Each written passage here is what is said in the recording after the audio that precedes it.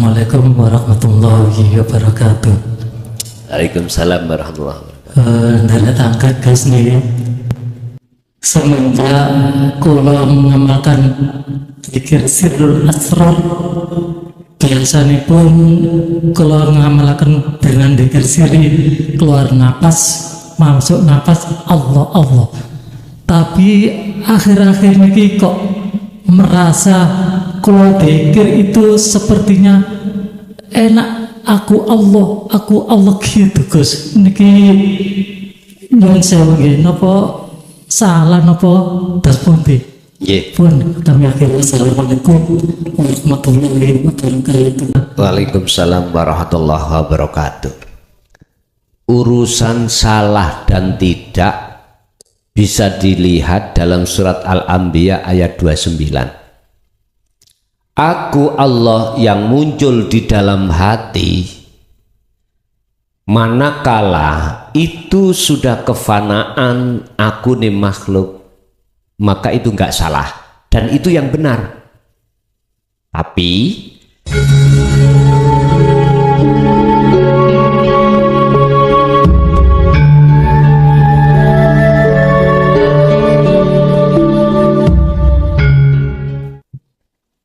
Assalamualaikum warahmatullahi wabarakatuh. Waalaikumsalam warahmatullahi. Tadi disampaikan oleh Gus bahwa apa yang kita pikirkan itu bersumber dari Allah. Terus bagaimana kalau pikiran kita itu jelek? Misalnya seperti ini. Terus aku ya apa ya caranya nyolong supaya gak ketemon? Atau ya apa caranya korupsi supaya gak ketemon, gak konangan. Nah, sementara itu matur nuwun. Wassalamualaikum warahmatullahi wabarakatuh. Waalaikumsalam warahmatullahi wabarakatuh. Dalam satu ayat Allah katakan, kalau lupa niki surat nopo, mungkin saya padosi. Jikalau datangnya itu perkara yang baik, itu jelas dari Tuhanmu. Jikalau jelek itu dari nafsumu sendiri. Ini konteksnya secara syar'i. Padahal kalau kita sudah kenal diri kita, otomatis kenal Allah. Kalau sudah kenal Allah, maka segala hal apapun datangnya dari Allah. Pertanyaannya Ibu, kalau perkara baik sudah maklum dari Allah lah, ya, sangat diterima akal ini. Tapi bagaimana perkara yang jelek seperti korupsi? Apakah itu juga dari Allah? Jawab kula, paling sederhana nih. Allah gerakno nafsu untuk melakukan nguji dalam diri kita, dan kita akan melakukan apa yang menjadi perintahin nafsu. Gak jauh berbeda. Tadi saya mengatakan air, oke, perkara bagus. Sekarang saya katakan selain air, baygon. Ini gak lawan kata toh, air dengan baygon. Katakanlah kita taruh air itu adalah perkara yang baik. Baygon berarti perkara yang jelek. Loh, kok iso air iku manfaat, baygon malah nek diombe malah membun?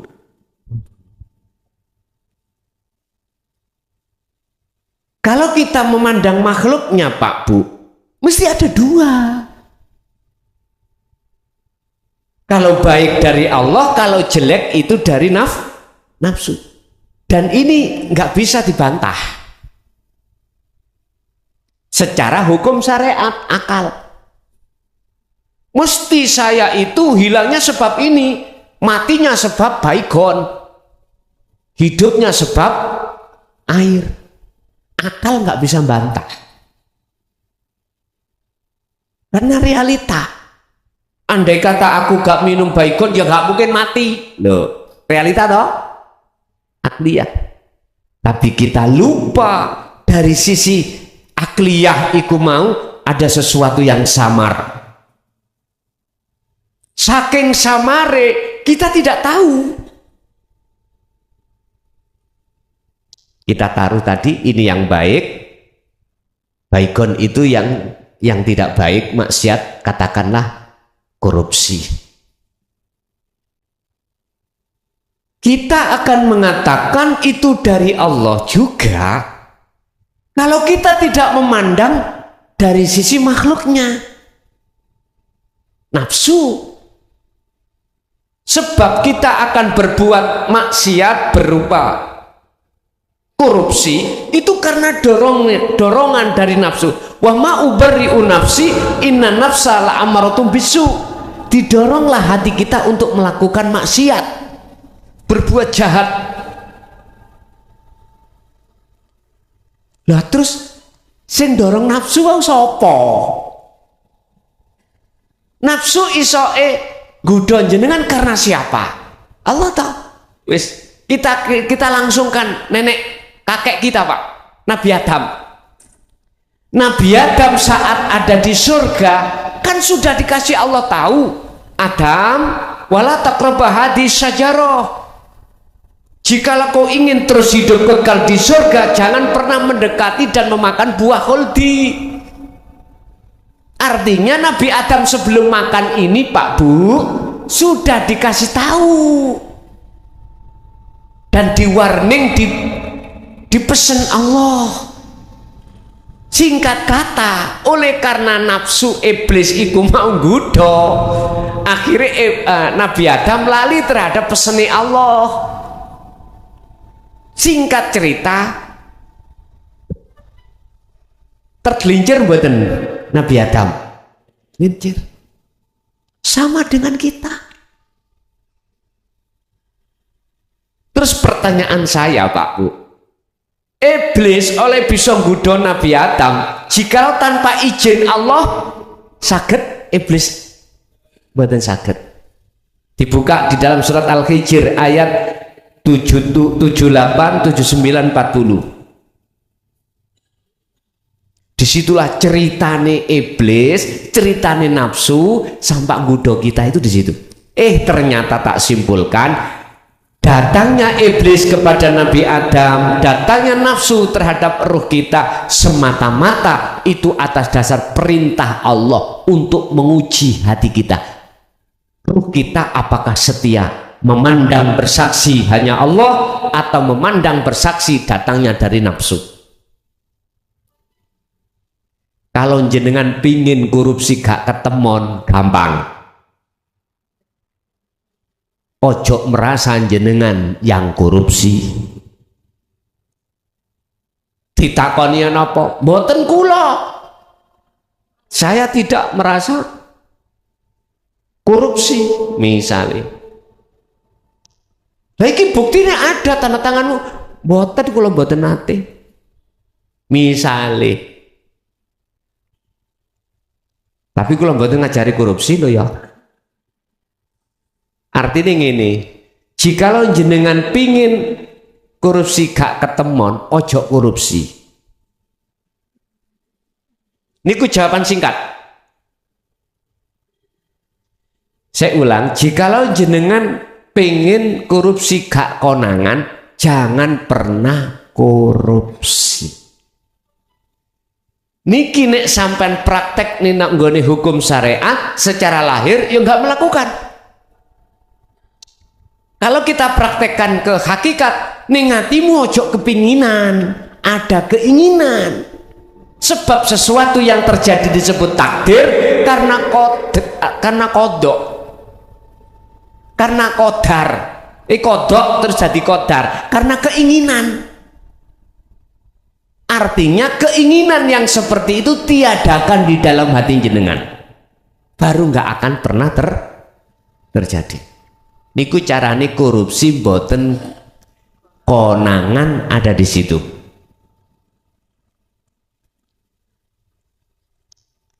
Asik bingung? Terus nyun sewu. Kalau melihat di luar diri kita, misalnya ada yang korupsi triliunan, apakah kita juga harus melihat Allahnya itu? Nggih. Ngeten pun. Tinggal kita memandangnya kemana. Kalau kita memandang pada makhluknya, ya makhluk itu yang melakukan. Kalau hati kita memandang terhadap Allahnya, kira-kira orang itu bisa nggak tanpa digerakkan Allah korupsi? Nggak bisa. Yang terpenting sekarang adalah mengapa satu sisi Allah menggerakkan orang itu korupsi, menggerakkan orang itu tidak korupsi. Itu yang terpenting. Kita pelajari apa sebabnya. Ternyata jawabannya Pak Bu, sami'na wa asoina wa sami'na wa atokna. Gusti Allah menyesatkan terhadap hambanya itu karena Allah juga. Terus apa sebabnya Allah kok menyesatkan? Jikalau Allah menyesatkan hambanya, maka di situ tidak ada satupun yang bisa menolong. Satu sisi Allah juga menghendaki ngersakake hambane memberikan petunjuk. Terus mengapa Allah kok satu sisi memberikan petunjuk? Barang siapa yang Allah kasih petunjuk, hidayah kepada hambanya, maka tidak ada makhluk satupun yang bisa menyesatkan. Pertanyaan yang terpenting adalah mengapa Allah itu kok satu sisi menyesatkan, satu sisi memberikan hidayah, satu sisi menggerakkan orang itu korupsi bahkan triliunan. Mengapa satu sisi kok tidak? Jawabannya sederhana. Sami'na wa asoina wa sami'na wa atokna. Karena yang pertama mereka tahu kalau itu larangan, tahu. Karena dia mendengar itu larangan. Tapi wa asoina, hatinya tidak memperhatikan siapa sesungguhnya Allah yang memberikan larangan itu. Nyun sewu niki nek cara wong iku ngapunten bahasa syariat kedorong hati ini dengan perkara-perkara yang disebut nafsu. Dalam hati akhirnya muncul keinginan. Kalau sudah muncul keinginan itu bentuk nyun sewu Allah tanda-tanda akan menyesatkan kita. Tanda-tanda kalau Allah itu akan menggerakkan ngersakake nafsu untuk menyesatkan kita. Akhirnya terjadilah secara fisik orang itu korupsi bahkan triliunan karena ada keinginan. Coba kalau nggak ada keinginan terjadi betul terjadi. Berangkatnya semua dari keinginan irodah. Dia juga mendengarkan, tapi hatinya tidak menghiraukan seruan Allah. Yang kedua, sami'na wa atokna. Dia juga mendengarkan seruan Allah, tapi dia mengindahkan atas seruan itu, memperhatikan seruan Allah. Akhirnya Allah gak menggerakkan keinginan di dalam hati untuk melakukan hal itu. Bapak Ibu, jadi kita yang memandang, yang menyaksikan, tinggal kita memandang makhluknya apa Allahnya. Kalau memandang makhluknya berarti disebut korupsi, kalau memandang Allahnya, masa sih Gusti Allah korupsi? Mboten toh? Gak mungkin karena semua milik Allah. Al-Baqarah 115. Dunia semuanya milik siapa? Kalau itu milik Allah sendiri, terus Allah mengambilnya, ini jangan dituduh Allah nyolong. Jangan dituduh Allah korupsi. Itu haknya Allah, makanya ada sifat jaiznya Allah. Bahkan dikatakan apa milik Allah itu yang ada pada diri kita semata-mata hak titipan. Dikatakan hak titipan, bukan hak milik. Tapi hak kita adalah hak persis seperti tukang parkir.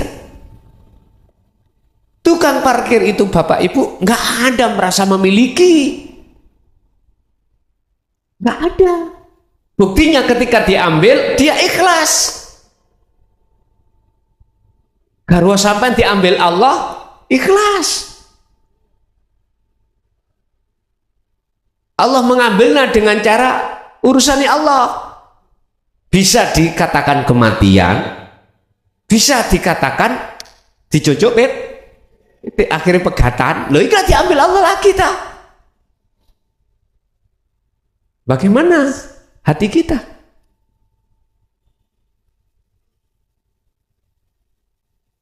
Kalau jenengan estu hati ini tenggelam di dalam bahru tauhid Pak Bu, gampang susah.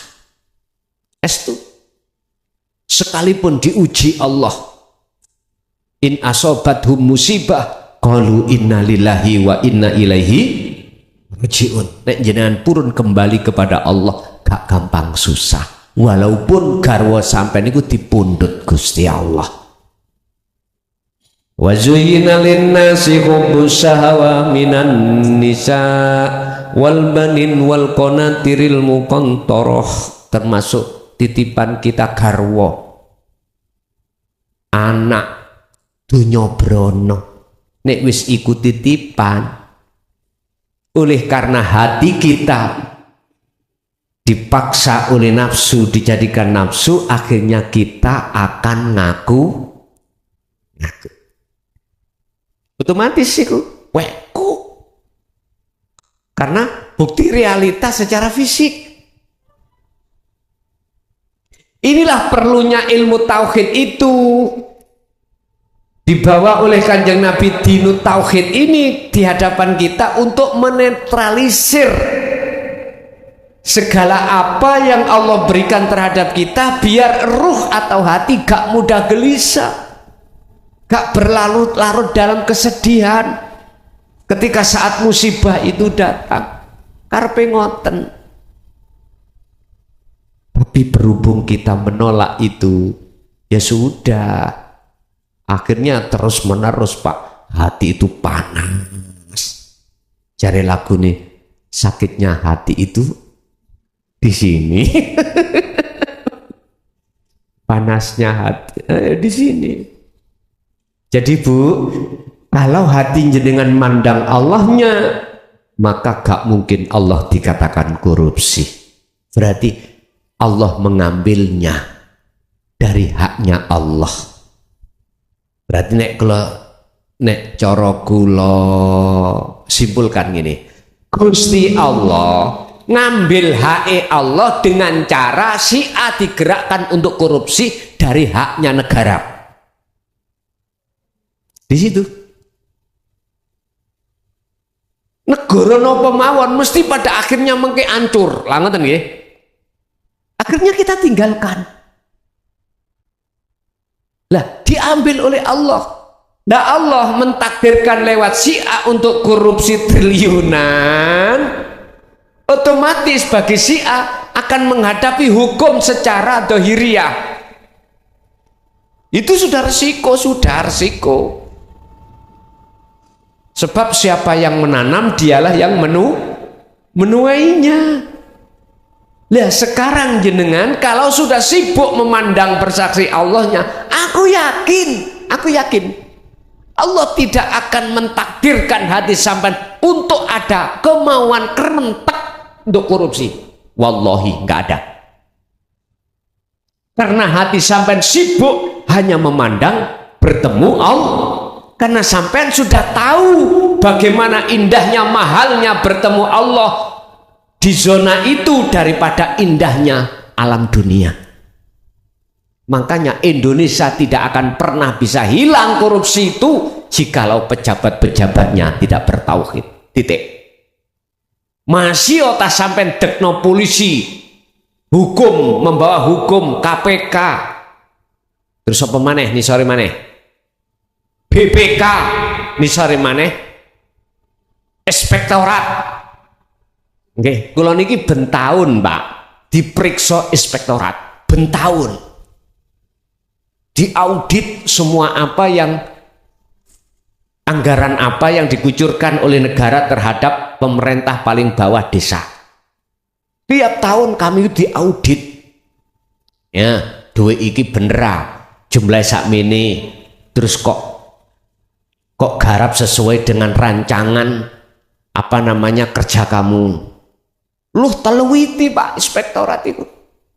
Tidak hanya melihat pembukuan kita petok boten, mudun nanggone fisik nang bukune ngomong cor iki kandele 15 cm karena jalan lingkungan digejroh Pak, ditingali tenan.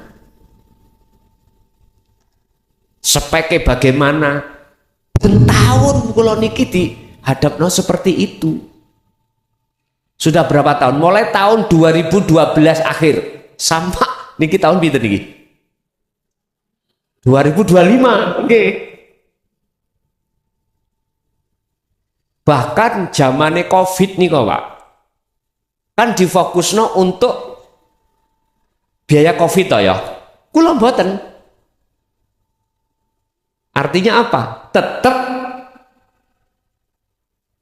ruangan iku kula isi tapi mboten sebanyak berapa persen. Kan dulu 40%. Saya bikin 25%. Terus turun lagi ditetapkan 25%. Saya turunkan.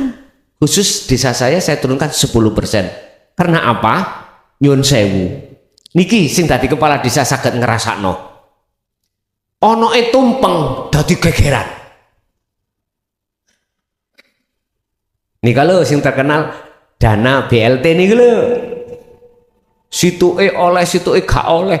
Wis lurahnya nih. Ya nyun sewu nek gak keluargane tok gak dikai ngono. Wis nyun sewu, kita terasa dampaknya Covid kemarin. Yang punya usaha nyun sewu tingkat atas tingkat bawah semuanya kena Pak. Home industri kena Pak. Akhirnya banyak yang gulung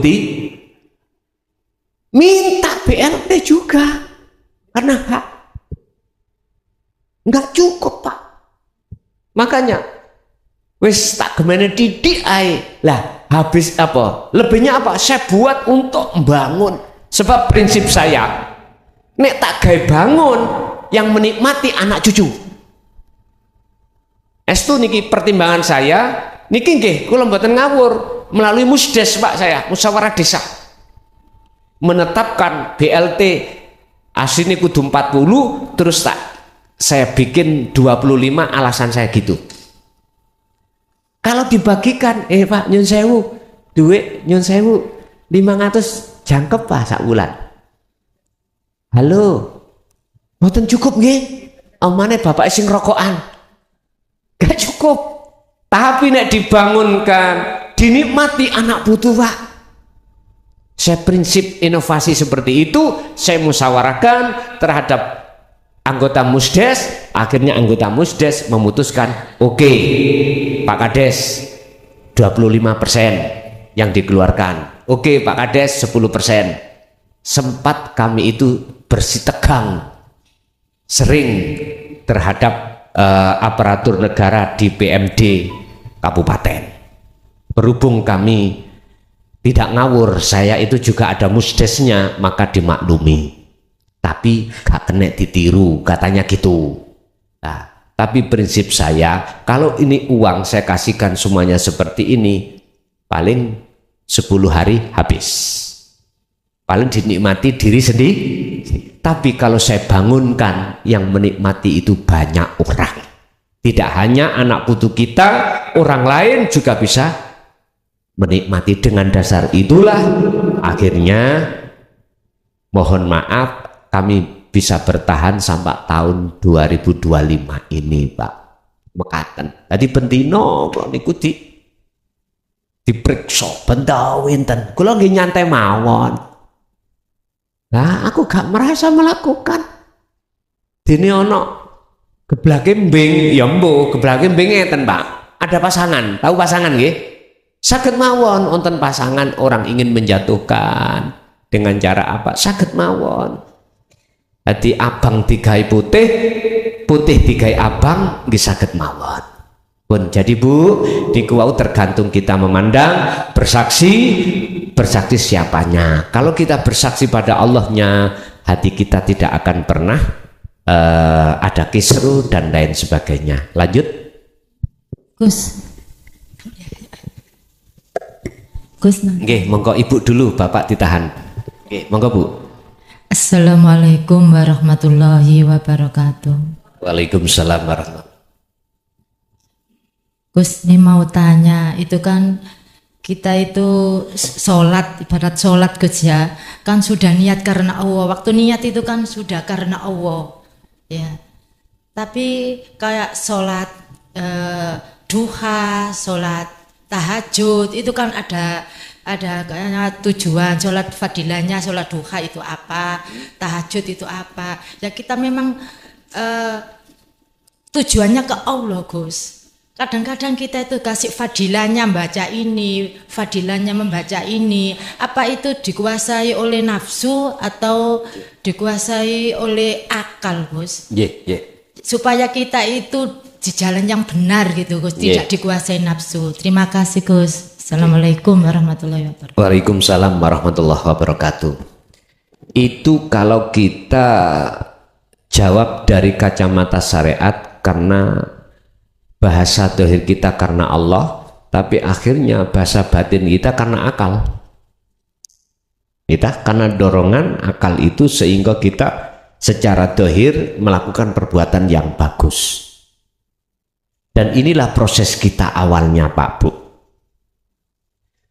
Terus bagaimana kacamata hakikat yang dikatakan lillahi ta'ala karena Allah? Pertama, kita tidak boleh ngaku kalau kita yang sholat. Lillahi ta'ala karena Allah, bukan karena kita. Kita itu namung objek, Pak. Ibaratnya sapu. Ora iso obah, ora iso bersihni masjid.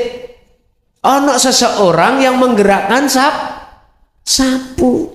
Itu maksudnya lillahi ta'ala sebetulnya itu. Pertanyaannya, pada saat itu hati kita masuk kerana itu enggak? Kalau kita belum masuk kerana itu, mesti kita masih ngurai-ngurai pahala, ngurai-ngurai faedahnya sholat tahajud, faedahnya sholat duha. Ujung-ujungnya babakan perkara rezeki, kebutuhan jasmani. Mestinya gini, Bu. Ketika kita itu mengucapkan lillahi ta'ala, hati ini harus lepas dari pengakuan. Orang yang bisa melepaskan keakuan diri adalah orang yang sudah tahu diri. Orang yang sudah tahu diri otomatis tahu Gusti atau tahu pangerane. Urip iku baru niki melampah, Bun. Pertanyaannya dari Ibu tadi, apakah ini masih tergolong nafsu bila mana waktu sholat hati ini masih condong terhadap mengurai-ngurai, condong terhadap pahala, condong terhadap faedahnya gini. Apakah itu secara hakikat dorongan nafsu? Saya jawab ya. Secara hakikat lho nggih, ini secara syariat mboten.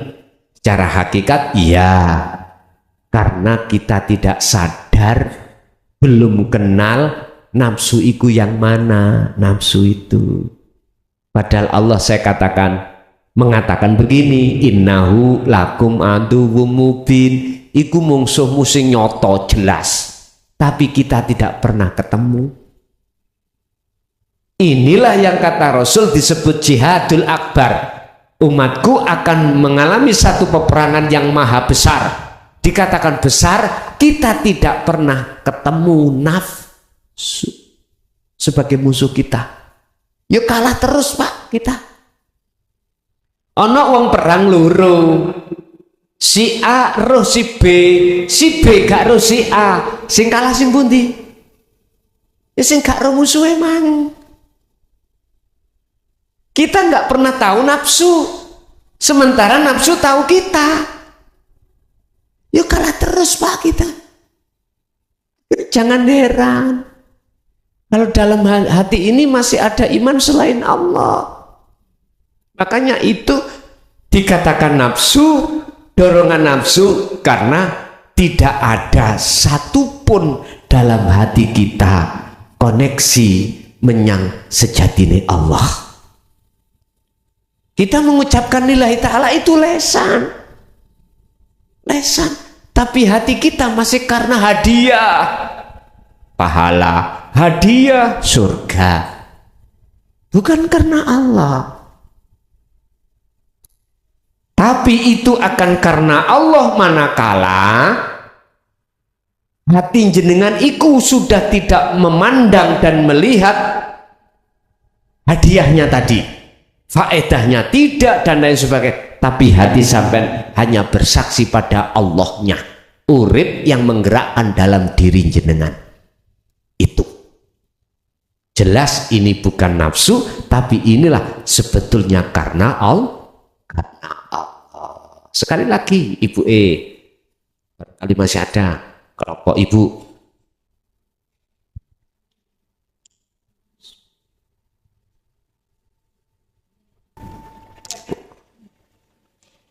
Wonten, monggo. Nanika wonten sing ngajung.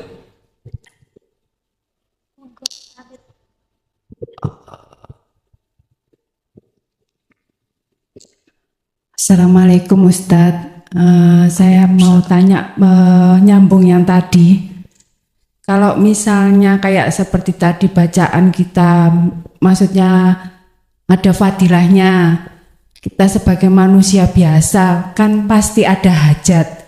Apakah hajat itu juga termasuk nafsu? Nggih, matur nuwun. Assalamualaikum. Waalaikumsalam warahmatullahi wabarakatuh.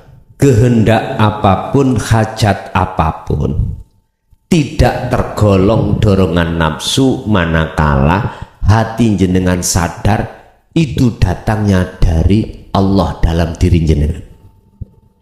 Berarti jenengan sudah tidak memandang wujudnya nafsu wujud, wujudnya malaikat itu wujud, tidak memandang itu.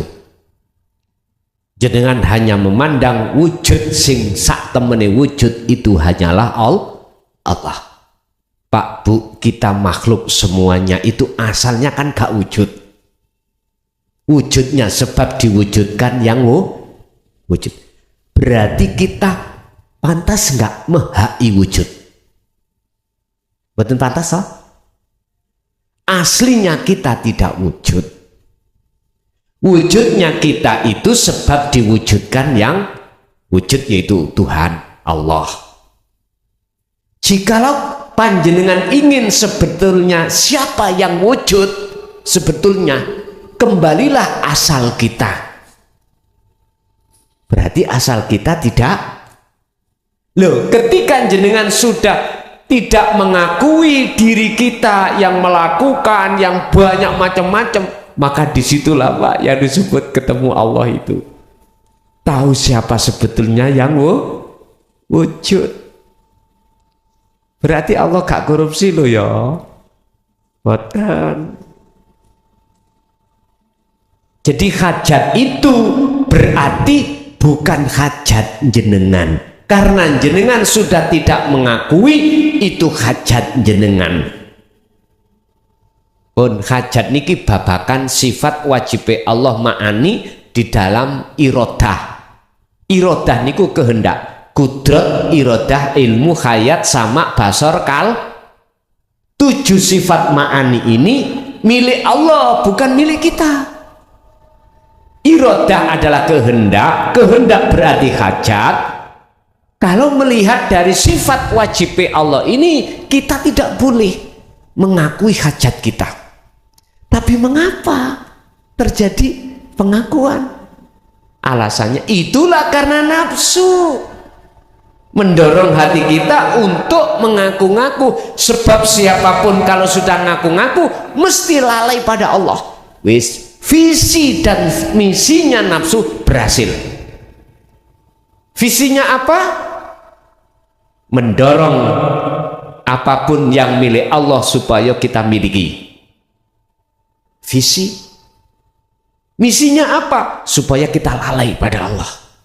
Otomatis ketika kita menghai seluruh apa baju Allah, hak Allah kita rampas, maka disitulah kita akan lalai. Surat Ibrahim ayat 3. Wa yastahibbunal hayatad dunya alal akhirah.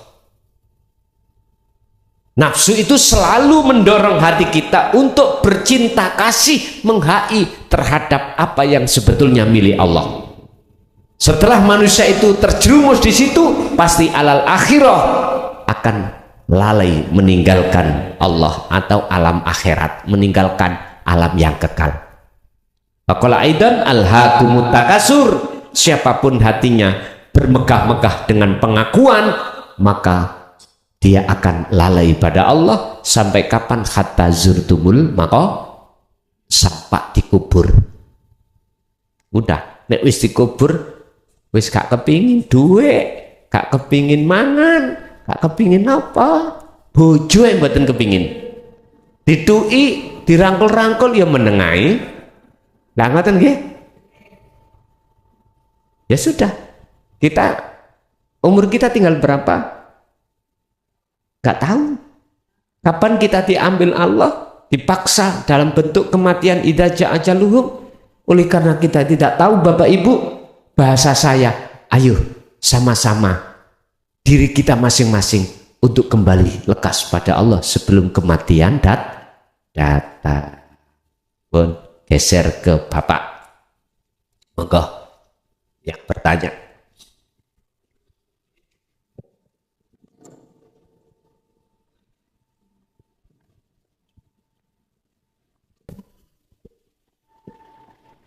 Assalamualaikum. Waalaikumsalam.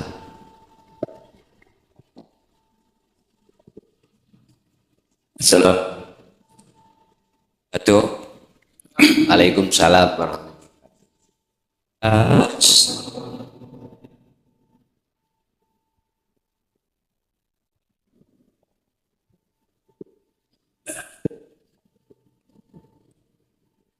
Bismillahirrahmanirrahim. Perkenalkan Gus, nama saya Ismail, asli Cirebon, tinggal di Sidoarjo, tempatnya di PP, daerah PP. Ini terkait masalah yang saya tanyakan Gus. Selama 60 tahun saya selalu mengikuti syariat.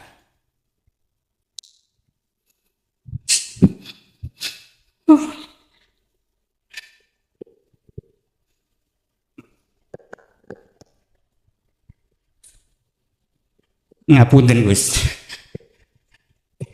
kula badhe sanjang ruwun.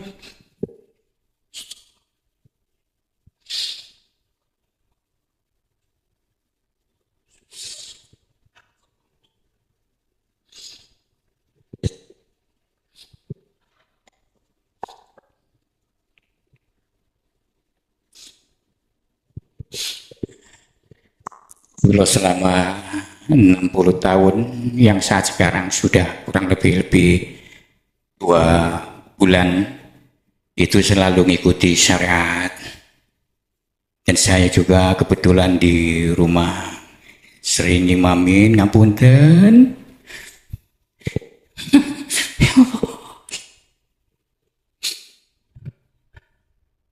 ngapunten bapak-bapak nggih, bapak ibu-ibu, kula terharu karena selama 60 tahun saya selalu ngikutin syariat.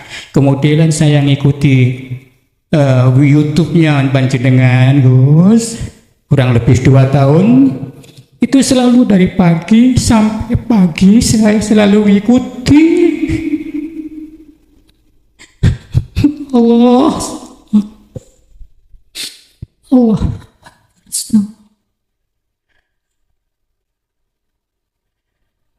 Cuma ini aja Gus. Jadi saya cuma menyampaikan apa yang dijalanin saya. Mungkin di luar topik Gus, maaf ya. Saya selalu ngikutin Sirul Asrar. Saya gunakan setiap sholat. Setelah itu saya selalu menggunakan Sirul Asrar. Saya panggil Allah, saya panggil Rasulullah, saya panggil orang tuh yang sudah meninggal, juga saudara-saudaraku yang meninggal. Saya fatihai semua Gus. Setelah itu saya melakukan Sirul Asrar. Saya selalu nangis Gus, Mas. Cuma yang pertanyaan saya, apa yang terjadi pada diri saya Gus? Selama 2 tahun ini saya selalu seakan-akan di hadam kita sudah ada Allah. Ya Allah. Cuma itu saja Mas. Gak bisa ngomong panjang Gus. Maaf Bapak ya, karena keharuan saya mau pengen ketemu Gus langsung selama 2 tahun. Sebetulnya saya kepingin ke Mojokerto, namun terhalang dengan kondisi saya sudah 60 tahun Gus.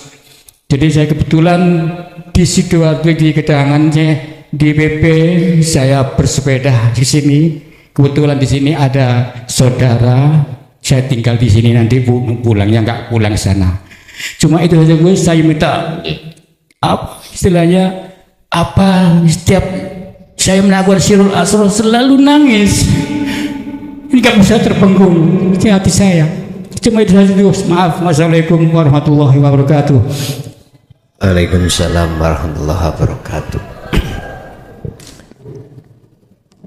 Kalau yakin setiap manusia itu prosesnya nggak sama. Bahkan saya juga selalu husnudzon terhadap hati manusia yang sementara ini masih menolak terhadap ajaran Allah di jalur tauhid. Aku yakin saya berhusnudzon tetap sebelum kematian datang itu akan bisa menerima. Husnudzon yang tertanam di dalam hati ini selalu kami jaga dengan harapan supaya kita tidak mempunyai suudzon terhadap orang lain atau gampang menyalahkan orang lain. Memang Pak Bu, masalah umur,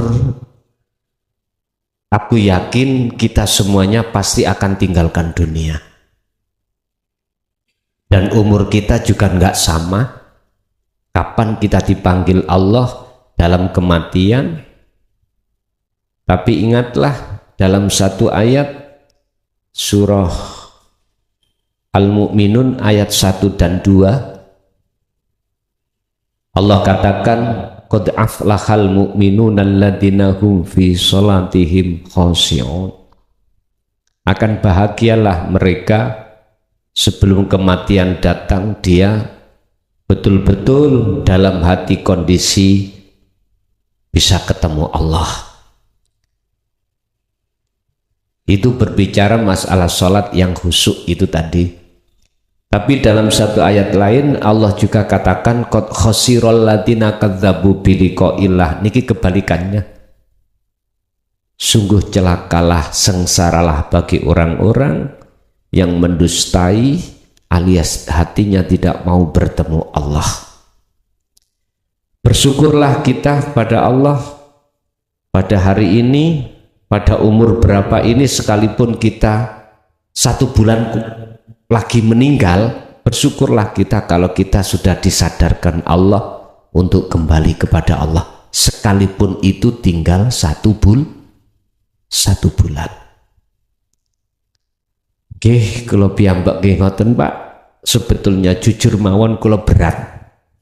Secara manusiawiah saya berat. Saya menyampaikan tentang ajaran ini karena resikonya itu terlalu berat. Tapi tapi saya tidak memandang itu. Saya memandang kondisi umat manusia itu roto alias mayoritas. Banyak di antara kita yang mengaku-ngaku kita itu ahli sholat, tapi hati kita masih jauh dari Allah. Melihat kondisi inilah, maka asbabun nuzul, keadaan inilah akhirnya muncullah satu ayat, walladzi arsala rasulahu bil huda wa dinil haq. Dinil haq ai dinut tauhid, ini harus disampaikan. Tujuannya liyudhirahu ala dini kullih, untuk membebaskan hati jenengan dari belenggunya hawa nafsu, untuk meluruskan ajaran kita yang bersyariat tanpa hakikat, biar bersyariat dengan biar syariate bandolan dengan hakikat.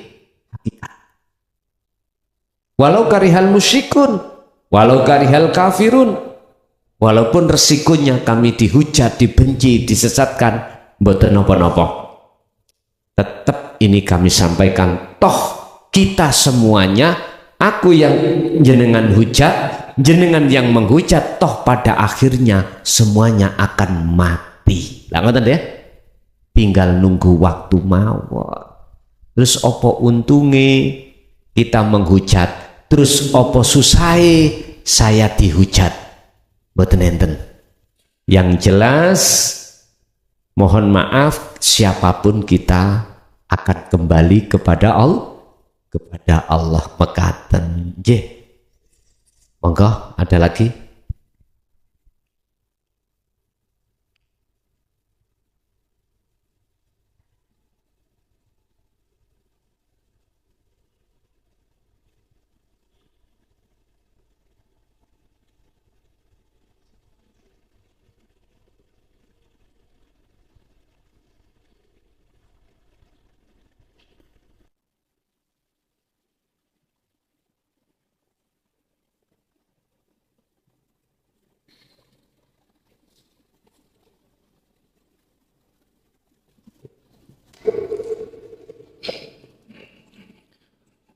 Assalamualaikum warahmatullahi wabarakatuh.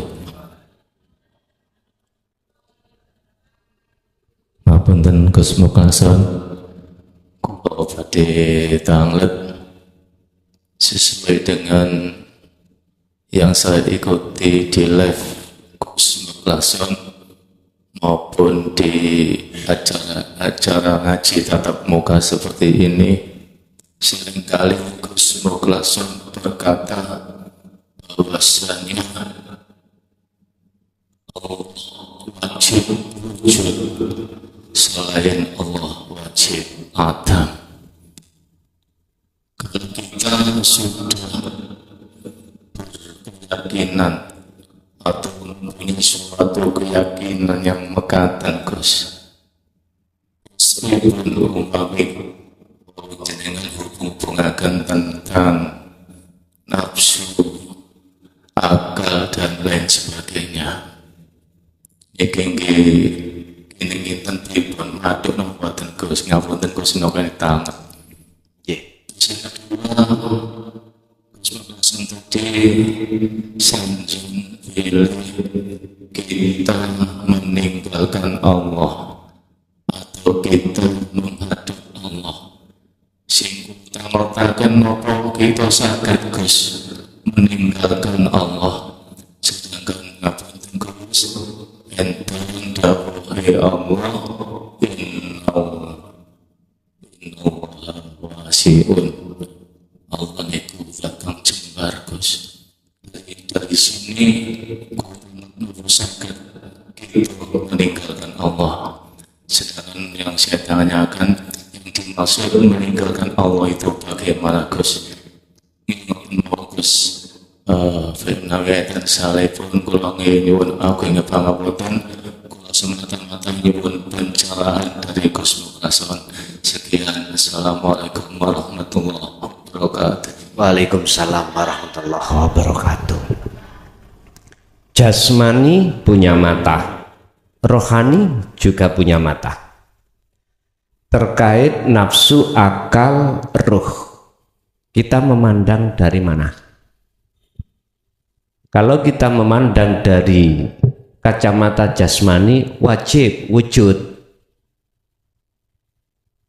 Tapi kalau kita memandang ainul basiroh dengan mata ruhaniyah, yang wujud cuman Allah.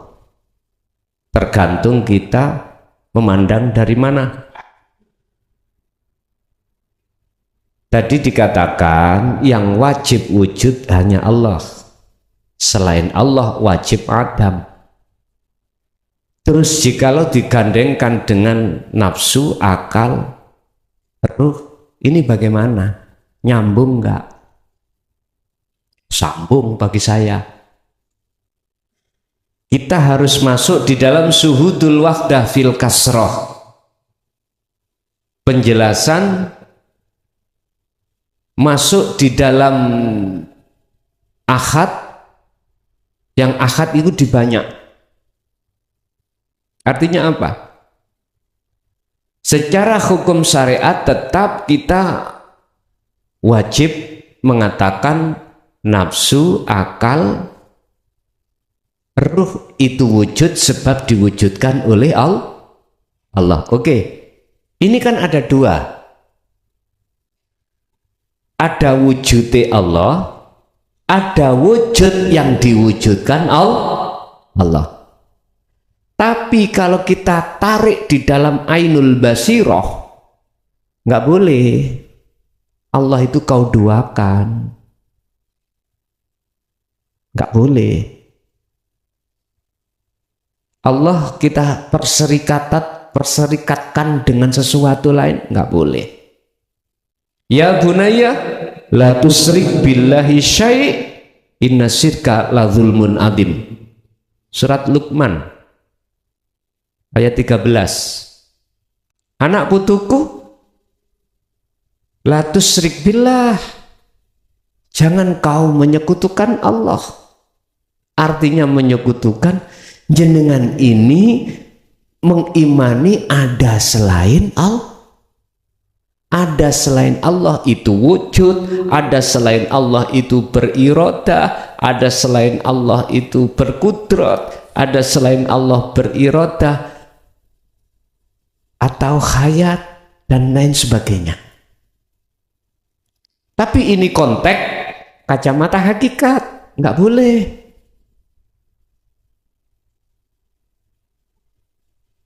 Nah terus kedudukan kita sebagai ruh bagaimana?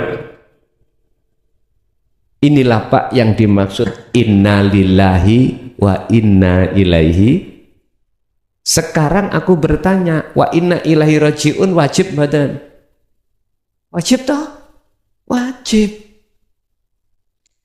Kebanyakan orang mengartikan ayat ini kematian itu. Nggak ngerti ya? Kematian. Makanya orang mati mesti innalillahi. Nggak ngerti nggih? Padahal itu maksudnya kembali kepada Allah.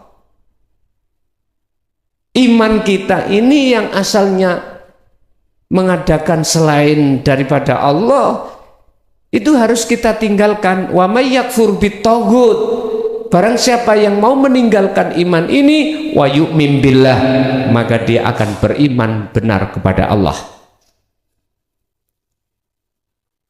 Tinggal kita posisinya di mana. Kalau di hukum jasmani mata ini, syariat ini ya wujud lah Pak kita itu. Sebab diwujudkan yang wujud. Tapi kalau kita konteksnya sudah masuk ke ranah rohaniyah, nggak boleh.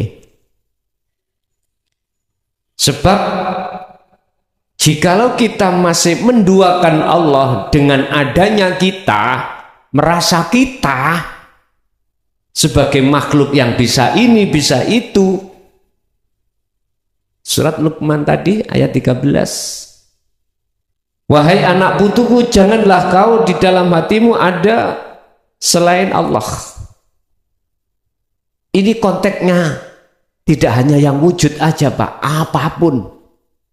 Sebab jikalau ada ini dalam hati kita, inna syirka la zulmun azim, itu yang menjadikan hatimu gelap, itu yang menjadikan hati kita itu buta kepada Allah, itu yang menjadikan penghalang hati kita pada Allah, sehingga sampai kapanpun kita tidak akan bisa bertemu Allah. Secara otomatis siapapun kalau matanya buta, baik mata hati maupun mata dohir, yang ada adalah kegelapan.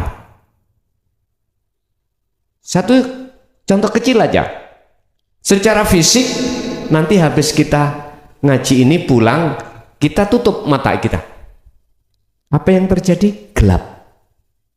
Selanjutnya nggak mungkin jenengan bisa sampai ke rumah.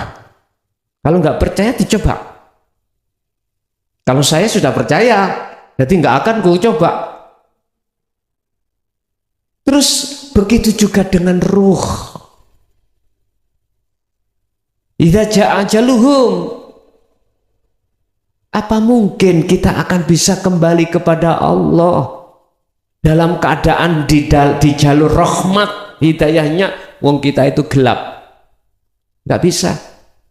Bagaimana mungkin Allah akan memasukkan satu hambanya ke surganya jikalau dalam hatinya ada syirik? Nggak mungkin. Jadi bisanya sinkron itu tadi, peganglah hukum syariat dan hukum hakikat, baru saged sinkron. Artinya apa?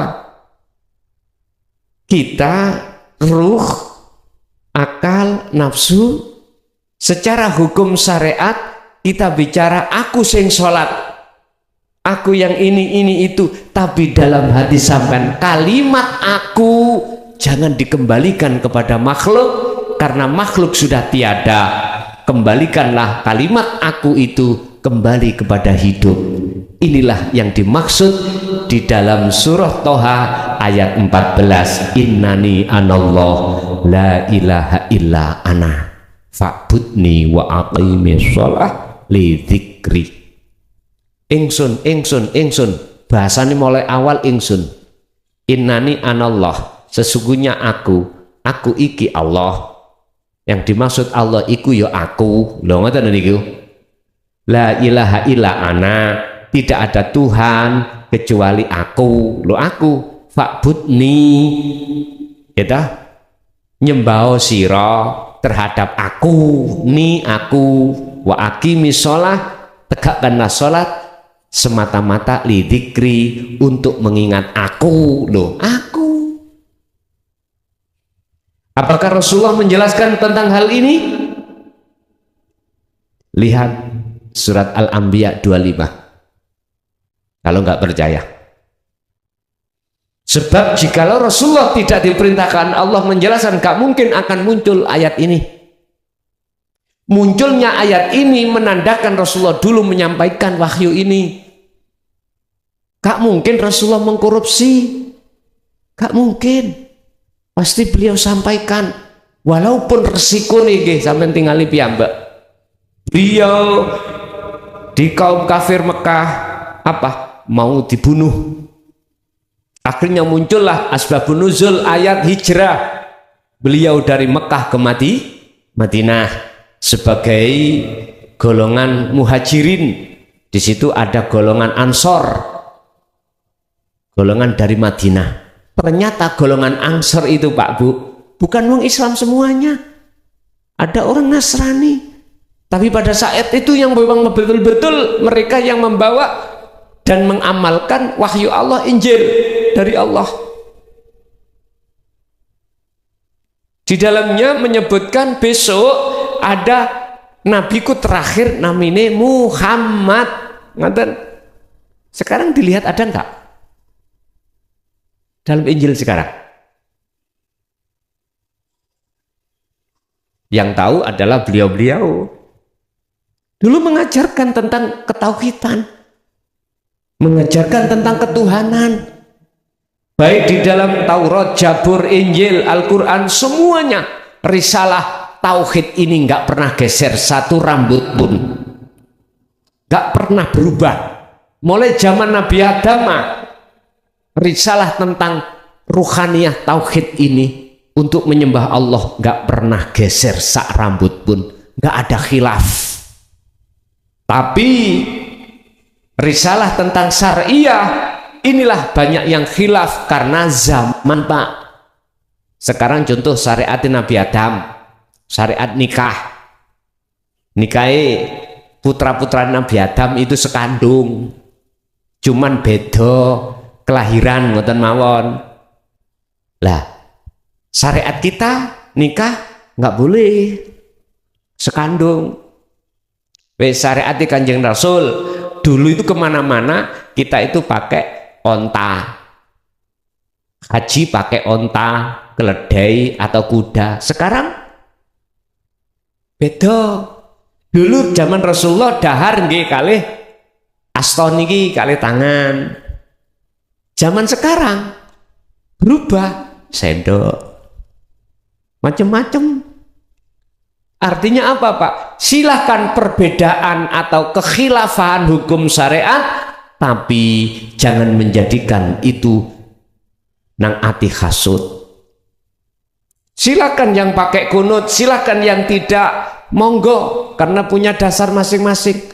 Silakan yang mau tahlil, silakan yang nggak mau tahlil, silakan, punya dasar masing-masing. Janganlah itu dijadikan sebagai alasan hati hasud menyalahkan bendera satu, membenarkan bendera sendiri. Itu tidak akan pernah terjadi manakala sama-sama kita beda bendera, tapi mohon maaf satu bangsa Indonesia.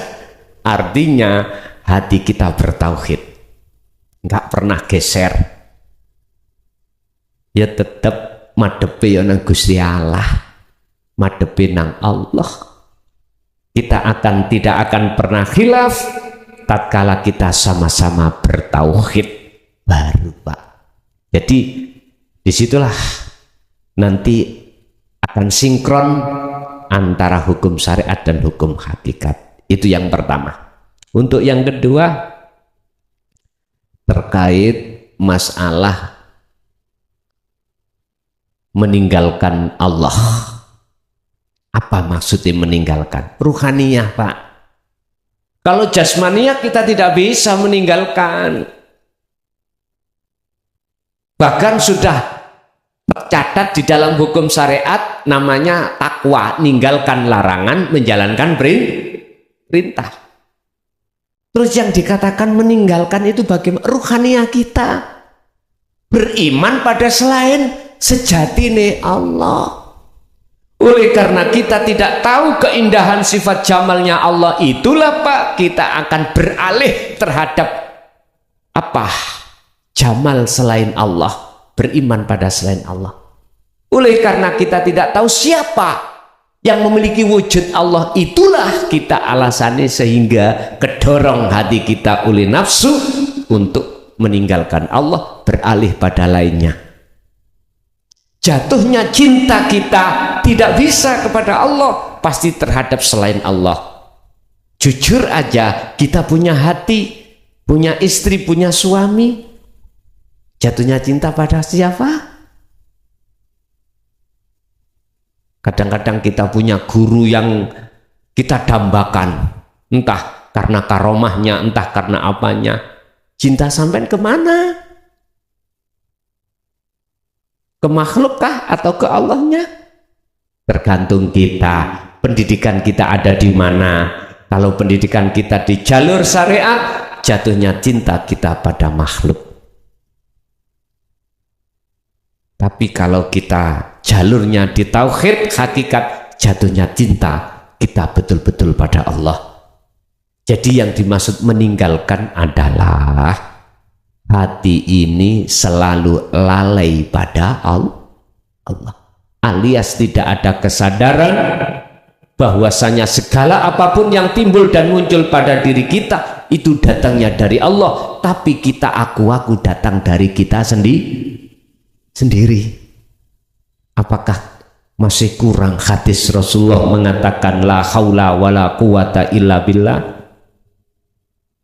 Apapun keadaan itu bukan dari kita, apapun kekuatan itu datangnya bukan dari kita, tapi semata-mata illa billah. Dalam ayat Allah katakan wallahu khalaqakum wa ma ta'malun. Utawi Gusti Allah iku khalaqakum, yang menjadikan Anda semuanya. Wa ma ta'malun, wa malan segala apapun yang timbul dan muncul dalam diri jenengan itu pun dari Allah. Kok aneh? Justru kita merasa dari kita. Lah letak inilah dikatakan ruh telah meninggalkan Allah. Ruh yang tidak sadar, hati yang tidak sadar itu datangnya dari Allah. Inilah maksud kami, saya katakan telah meninggalkan Allah. Lanjut.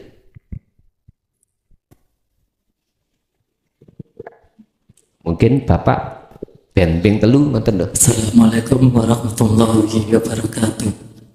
Waalaikumsalam warahmatullahi.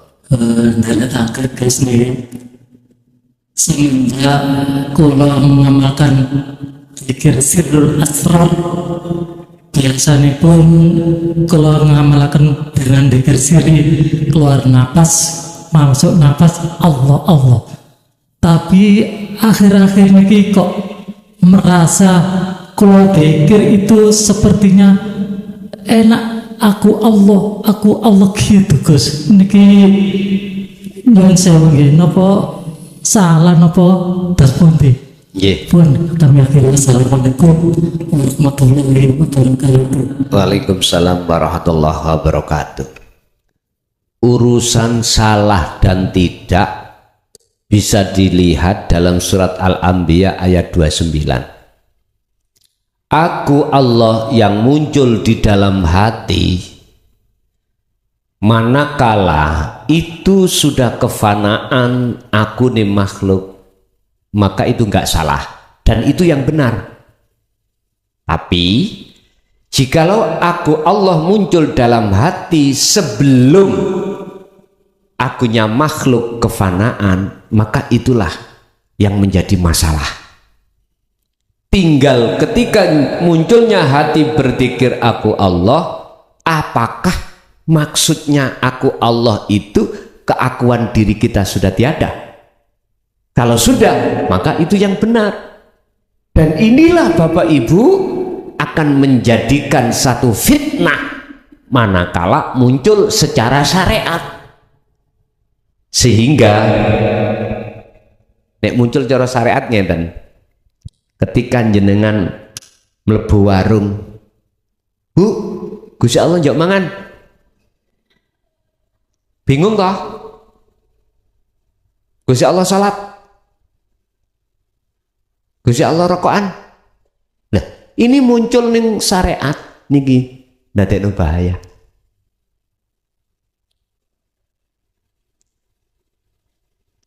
Aku Allah, wis ngomong nanti aku Allah misalnya. Iki sing asli ya iki, Allah sing asli ya aku iki misalnya.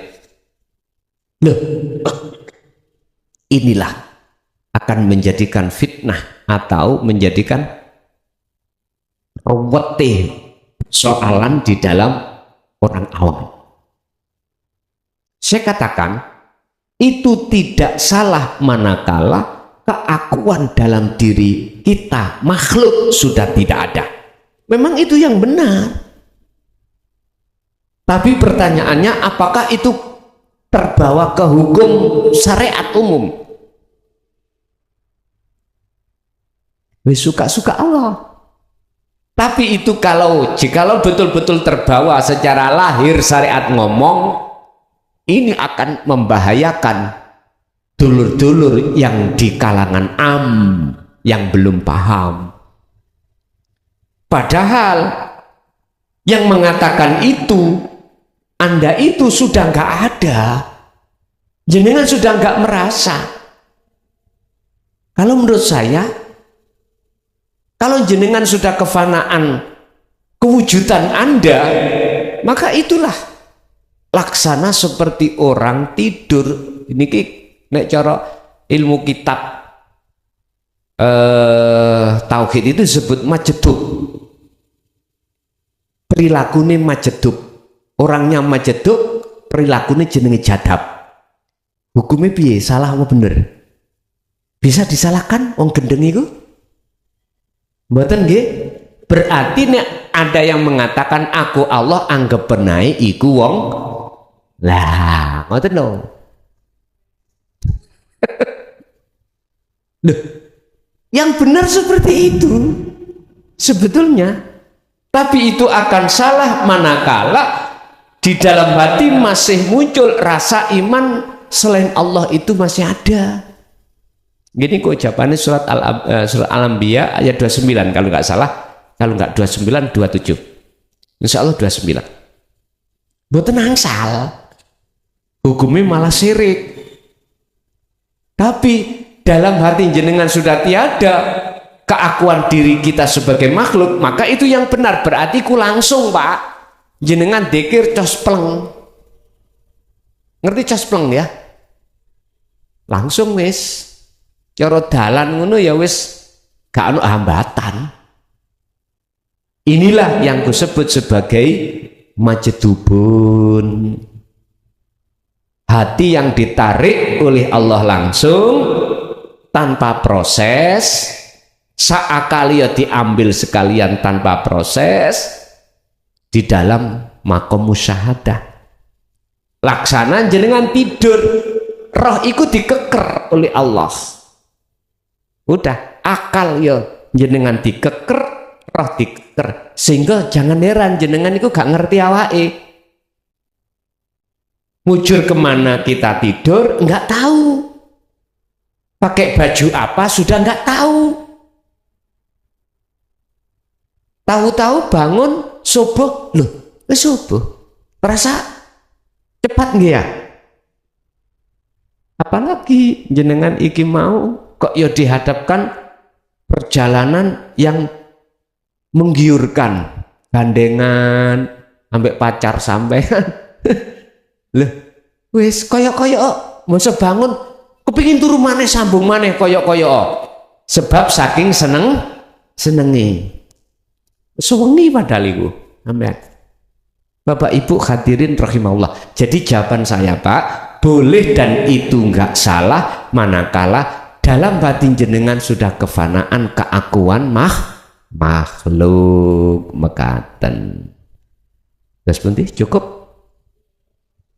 Pun Bapak Ibu hadirin rahimakumullah, mulai awal sampai akhir saya tegaskan, ayo kita belajar ilmu apa yang telah datang itu semata-mata datangnya dari Allah, bukan dari saya sebagai makhluk, bukan. Itu semuanya datangnya dari Allah. Dengan begitu kita amalkan setiap saat dan waktu sesuai dengan kemampuan pada diri kita, pasti akan menjadi ilmu yang bermanfaat. Dan kalau ilmu itu sudah bermanfaat, pasti akan larinya terhadap orang-orang dekat kita, keluarga kita, anak dan istri ila yaumiddin. Lahumul Fatihah.